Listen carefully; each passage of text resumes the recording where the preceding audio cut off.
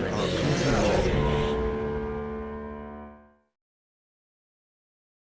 you introduce yourselves and the filmmaker? I'm Miguel. I'm Miguel Ángel Vives Ponzanelli from Mexico. I'm making Onámuh. Enrico Ferri, I directed Midnight Coachmen. This is our Cinderella. She's gonna come up on stage.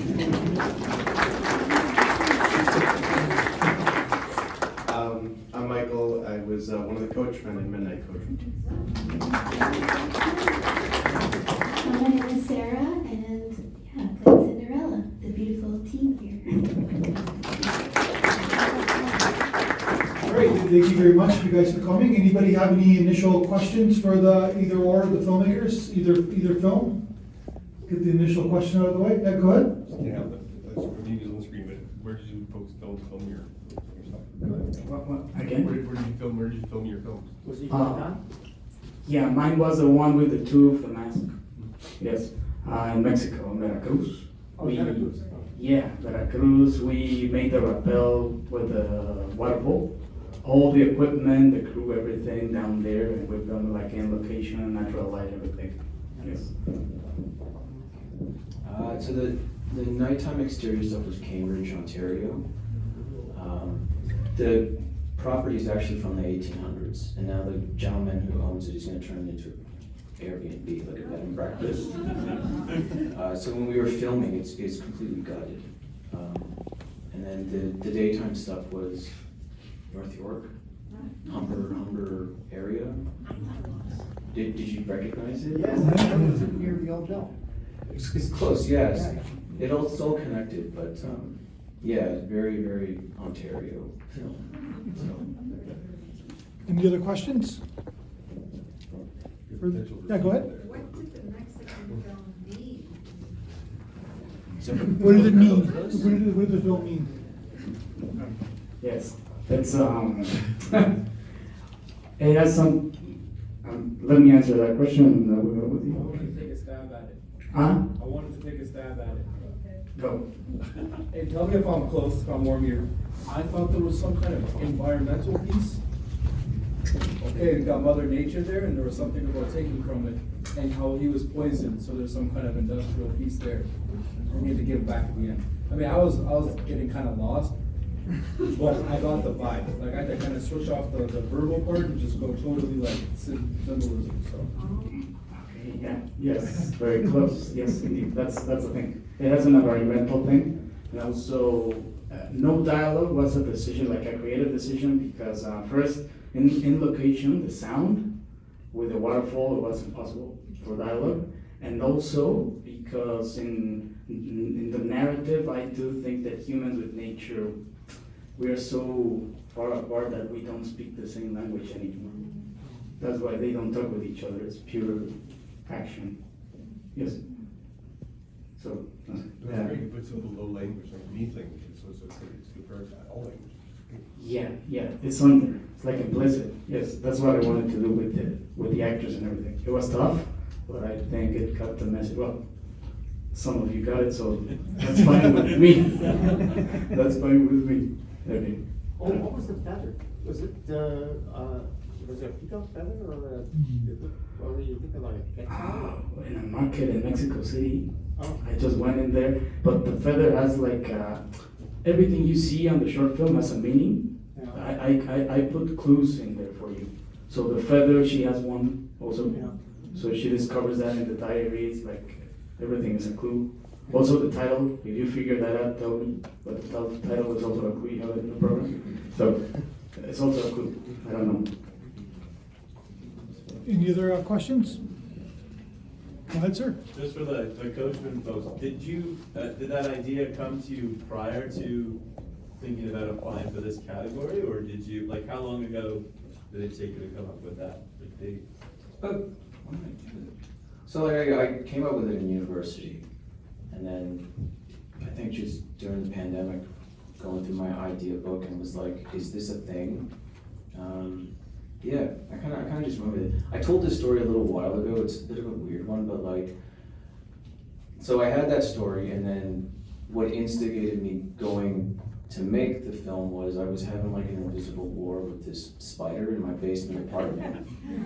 And every time I walked out of my basement apartment, I was always walking into a web. This happened for maybe like 3-4 days in a row. And then like by the 5th day, the spider built their web like in the corner of the door instead of like right in front. And then I was like, isn't it cool that this little thing had the intellect to make its life better, build its web on the other side? And then I just started thinking about nature, started thinking about animals, and I just kind of dug this idea up and just went for it, man. So, yeah, inspiration comes from anywhere, right? You never know. So, have an idea book. It helps. You can always go back to it, you know. Could I ask him the same question? How did you get the idea for your film? The idea? Oh God. Well, the main objective of this film has it was like the environmental message, because the production company where I work also makes adventures in nature. So part of the objective is to bring people over to nature, like break the daily routine with the city and reconnect. So that was one of the main inspiration things. And also the places, those places you saw, they're real. And we take people there to do rappel. I mean, you can go down the waterfall, right?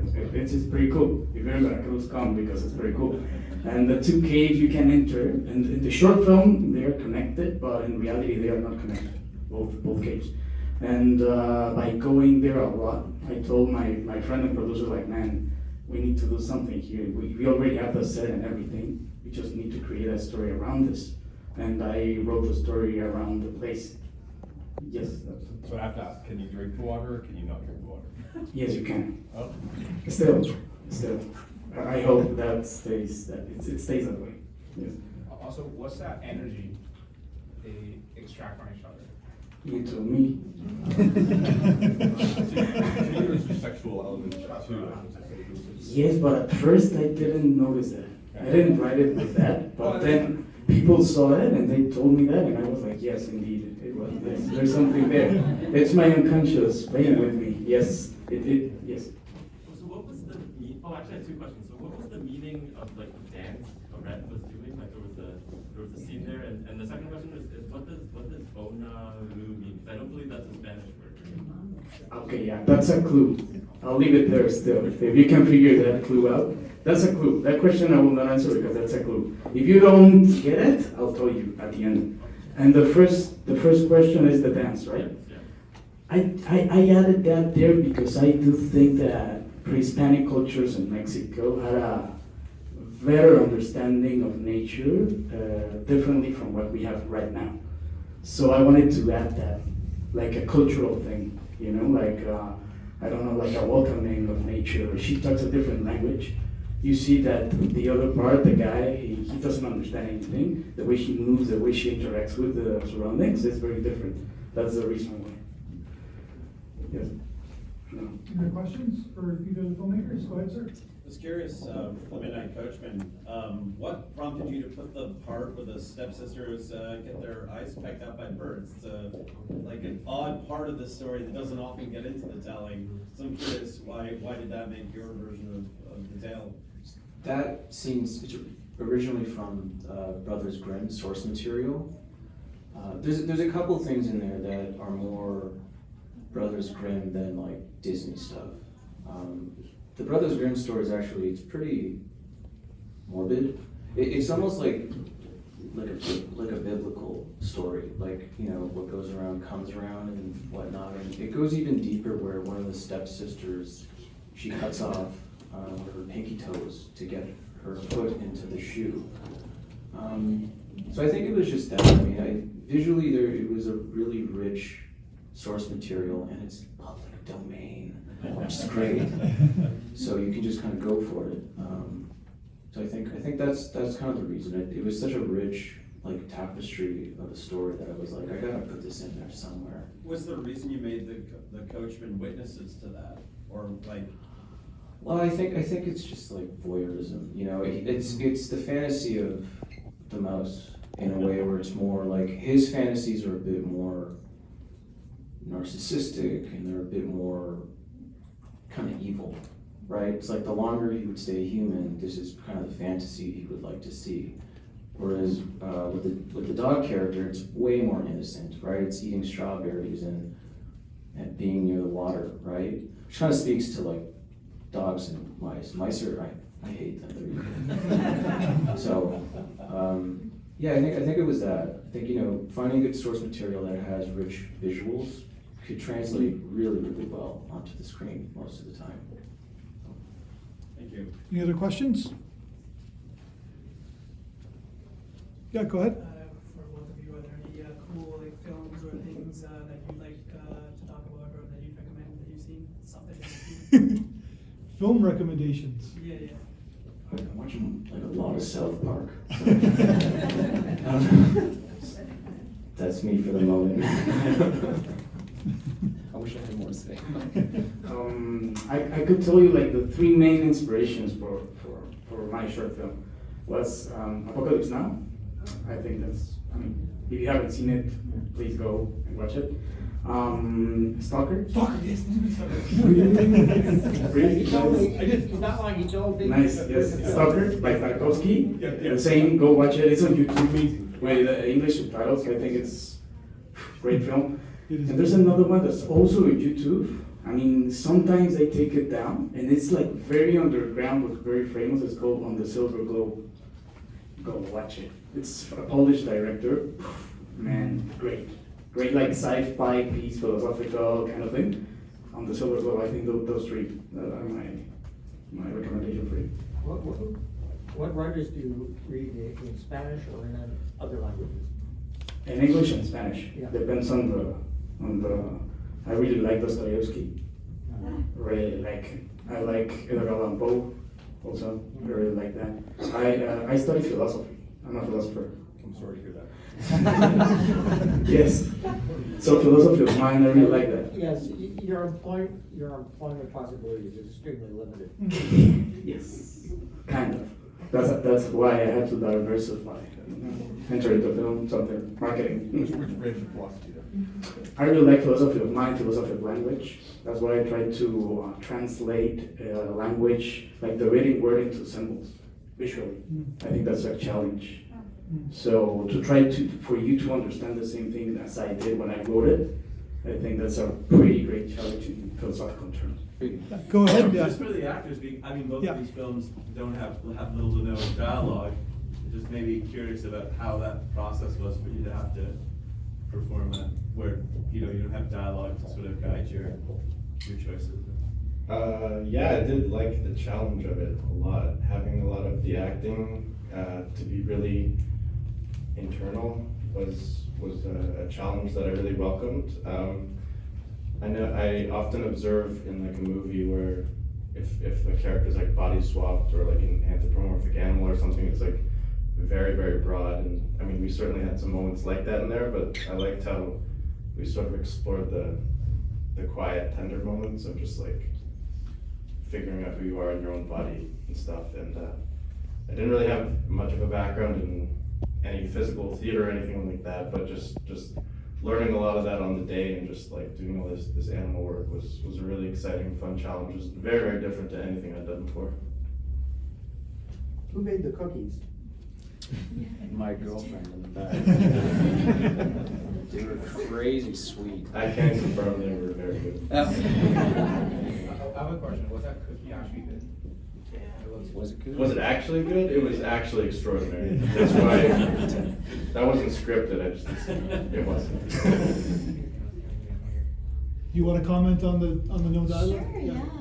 So, a new experience for me, but Rico was really amazing at explaining the feeling behind everything and getting to play off of, the two coachmen and what they were going through.